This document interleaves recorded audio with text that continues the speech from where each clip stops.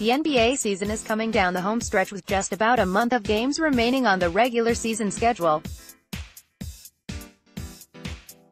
Both conferences still have the top seeds up for grabs, the Golden State Warriors and Denver Nuggets battling it out in the Western Conference, while the Milwaukee Bucks and Toronto Raptors are going blow for blow in the East. There's also the heated playoff race involving the numerous teams desperate to make the cut, including LeBron James and the Lakers. The action is really starting to heat up with so many playoff positions being decided. With less than a quarter of the season to go, our NBA experts took a shot at some predictions for the stretch run leading into what promises to be a very exciting postseason. Rockets round into #1 challenger for Warriors. Again on December 8th, the Rockets lost to the Dallas Mavericks to drop to 11-14 and 14th place in the West. It seemed like the Rockets' championship window had long since passed. Well, it hasn't been a linear path since then, with injuries and trades and James Harden turning into a supernova, but the Rockets have since morphed into something along the lines of the team that took Golden State to the brink last season. Since December 8th, the Rockets have gone 28-11 and now sit in a tie for third place in the bunched-up West.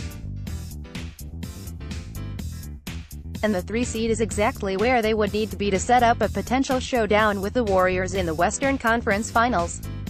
The biggest difference for the Rockets has been a recently spry Chris Paul. Since he returned from injury on Jan.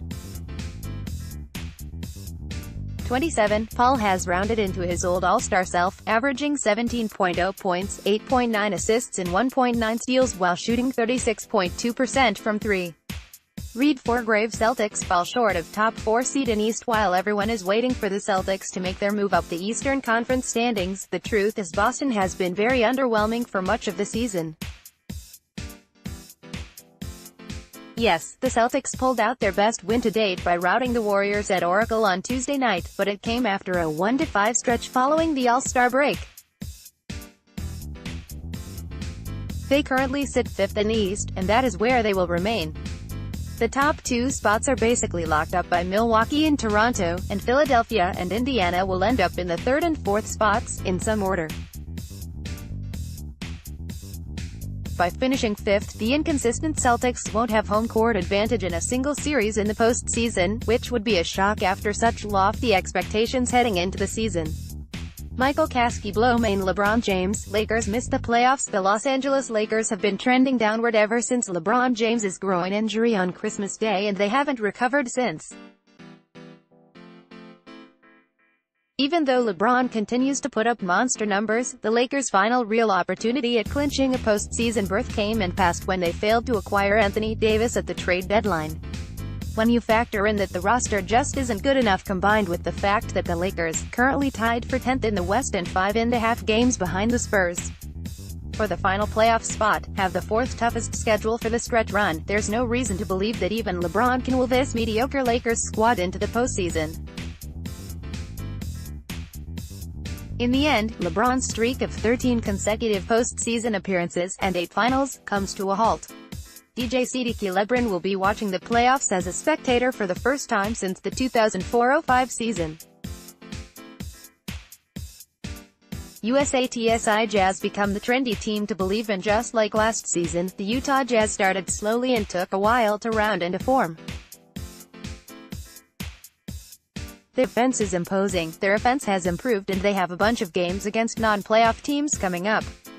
If they take advantage of their relatively weak schedule, they will build buzz and confidence down the stretch of the regular season. Utah is not in the West's top tier, but if it finishes strong, there will be people who pick this team to advance to the second round, and perhaps even the conference finals. James Herbert team with James, here. The Jazz will become everyone's favorite sleeper again. Not only does Utah have a super soft schedule down the stretch, but it's also in prime position for a conference finals run as the No.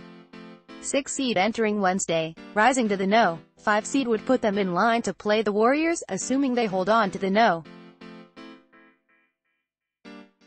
1 seed in the second round, but by staying at No. 6 they're looking at a first-round matchup with Portland, OKC, and, if current seeds hold, a second-round matchup with Denver. Personally, I would list Utah as an underdog against all those teams, but a lot of people will like those matchups for a Jazz team that would have a reasonable path to the conference finals. Brad Botkin Raptors take no. 1 East seed from Bucks. Bucks have been the class of the NBA for most of the season, but entering Wednesday they held just a 2.5-game lead on the Raptors for the Eastern Conference's best record.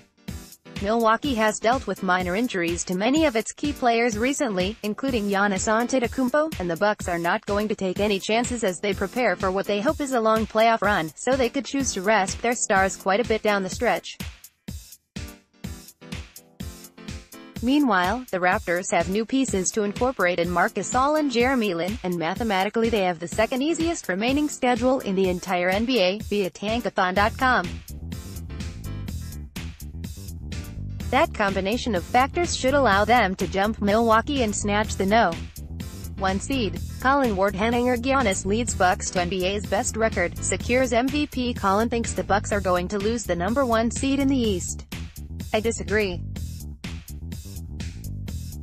Further, I think the Bucks, who have every motivation to secure home court advantage throughout the playoffs in an Eastern Conference where the tiniest of edges could very well be the difference between a second-round bounce and a finals trip, will finish with the best record in the league.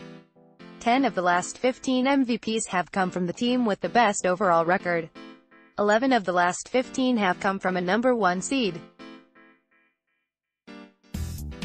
3 of the remaining 4, LeBron James, Kevin Durant and Stephen Nash, finished on the No. 2 seed. Houston isn't going to climb that high. For as crazy as Harden's numbers have been, Giannis' stats have been historically unprecedented across the board as well. Bucks secure the No. 1 seed. Giannis secures the MVP. Botkin Warriors clinch West's No. 1 seed. As of this writing, the Golden State Warriors are holding off the Denver Nuggets by 1.5 games for the top seed in the Western Conference.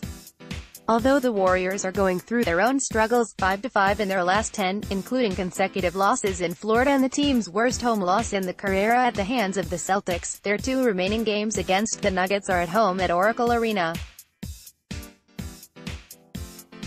Not a good situation for Denver, which is 15-15 on the road. When you also factor in that the Warriors know that home court advantage is pivotal after being forced to play 4 games in Houston in last year's Western Conference Finals, Golden State will have that extra incentive to clinch the top seed in the West playoffs. CDK Pacers finish 3rd in East, ruin potentially amazing second round of playoffs. Indiana hanging on to that 3 seed would mean disaster for either the Philadelphia 76ers or the Boston Celtics, who would likely meet in the first round. It seems far-fetched. When healthy, the 76ers have the most talented starting 5 in the East, but it's not. Sure, math will tell you that the Pacers have one of the toughest remaining schedules in the East, and the Sixers have one of the easiest. But haven't the Pacers beaten any and all predictions since the beginning of the season? Who is to say they won't continue to defy the odds, even after Victor Oladipo's season-ending injury? Speaking of injuries, Joel Embiid still isn't ready to go, per Brett Brown, as the knee tendinitis caused him to miss his 6th game in a row Tuesday against the Orlando Magic. Lots of injuries for a 76ers team that was already thin will mean they can't get over that hump in the last month of the season. Grave Harden averages over 37.09 points per game this season. James Harden is in rare air when it comes to scoring this season, and is already set to become the first player since Kobe Bryant in 2006 to average over 35 points per game. Harden was at 36.7 entering Tuesday night. But if he gets up over 37.09, that would take him past none other than Michael Jordan for the highest ever single-season scoring average for any NBA player not named Wilt Chamberlain. We saw Harden fight to keep his 30-point scoring streak alive, so you better believe he has MJ's number on his radar. With Houston in a desperate fight for playoff position, Harden will have every opportunity to put up more huge scoring nights down the stretch. Ward-Henninger Thunder steal number 2 seed in the West. The top of the Western Conference has been a neck-on-neck race between the Golden State Warriors and Denver Nuggets. However, the Oklahoma City Thunder could be one of the most improved teams from a season ago based on the year that they've had. When healthy, Paul George is a legit MVP candidate and has been in the midst of having a career year playing alongside Russell Westbrook for the second consecutive season. Oklahoma City's second unit of Dennis Schroeder, Markieff Morris and Nerlens Noel is among the more talented groups around and gives the team a huge lift. As long as this group gets completely healthy over the next few games, expect them to steal the second seed in the West. Chris Bengal's Magic will surprise many with an unlikely playoff spot, and it won't be as the 8th seed.